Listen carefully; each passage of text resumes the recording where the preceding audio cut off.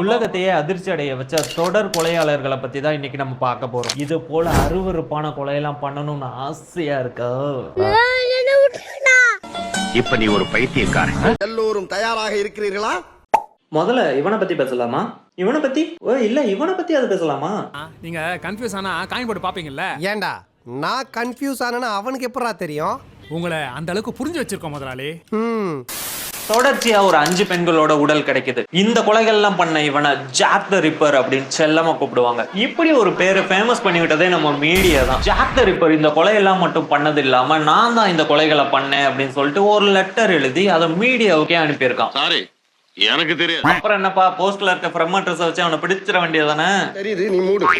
இந்த ஜாக் த ரிப்பரை இன்னைக்கு வரைக்கும் யாராலையுமே கண்டுபிடிக்க முடியல. நம்ம இந்தியாவுல எவ்வளவு ரிச் பர்சன்ஸ் இருந்தாலும் அதை விட 100 மடங்கு அதிகமா ஏழைகள் தான் இங்க இருக்காங்க. அது போல யூகேலையும் ஒயிட் சாப்பல் அப்படிங்கிற இடத்துல நிறைய பூர் பீப்புள்ஸ் மட்டும் தான் இருப்பாங்க. அந்த ஏரியாவுல இருக்கிற எல்லாருமே தேடுங்க. வகுத்த கலக்குதுன்ட்டு கக்கூசை தேடி போனா தங்க கக்கூசு வைர கக்கூசுல இருந்தா எந்த கக்கூசுக்கு தான் போறது? இவர் ஒருத்தர் காலையில என் பிரஸ்ல பல்லே என்ன ஜென்மம் ஒருத்தனை பிடிக்கலான்னு போனா ஊர் ஃபுல்லா தேடுங்களா இருக்காங்க. இவங்க என்னதான் பண்ணுவாங்க?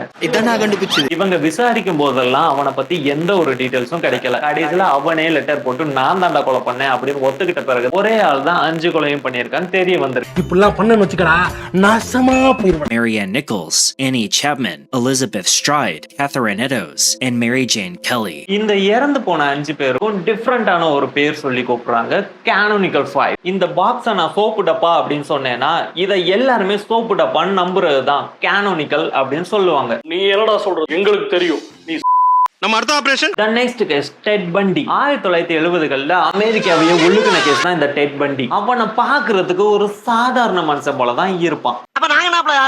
இவன் குறி வச்சு கடத்துற பொண்ணுங்க எல்லாருமே காலேஜ் கேர்ள்ஸா மட்டும் தான் இருந்திருக்காங்க.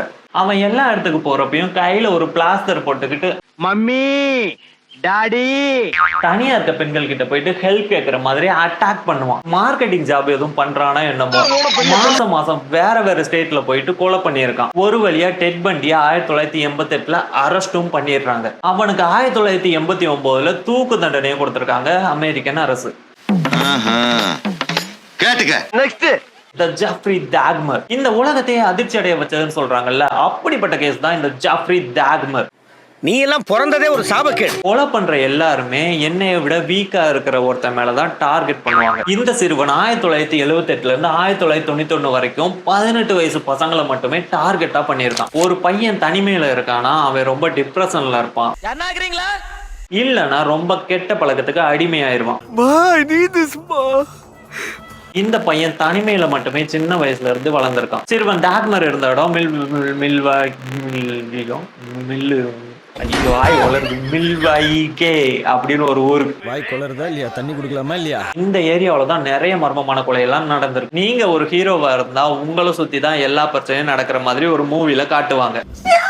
அதே போலதான் இந்த பையன் இருக்கிற ஏரியா, இவனோட வீட்டை சுத்தி மட்டுமே நிறைய ப்ராப்ளம்ஸ், நிறைய கொலைகள் நடந்துகிட்டு இருந்திருக்கு. 1991ல இவங்கிட்ட இருந்த ஒரு பையன் தப்பிச்சு போலீஸ் ஸ்டேஷனுக்கு போயிட்டான். போலீஸ் போயிட்டு அந்த சிறுவனோட வீட்டை செக் பண்ணி பார்க்கும்போது தான் அங்க பார்த்த காட்சிகள் அமெரிக்காவே நடுங்க வச்சிருக்கு. அவ்வளவு கொடூரமா கொண்டு அந்த பொண்ணுங்கள் கூட வாழ்க்கை நடத்திருக்கான். விசாரிக்க ஆரம்பிச்ச பிறகு இவன் தான் ஒரு இழிச்சவாயன் அப்படிங்கிற மாதிரி இவன் மேலேயே எல்லா கேஸையும் தூக்கி போட்டு முடைச்சிட்டாங்க. போங்க,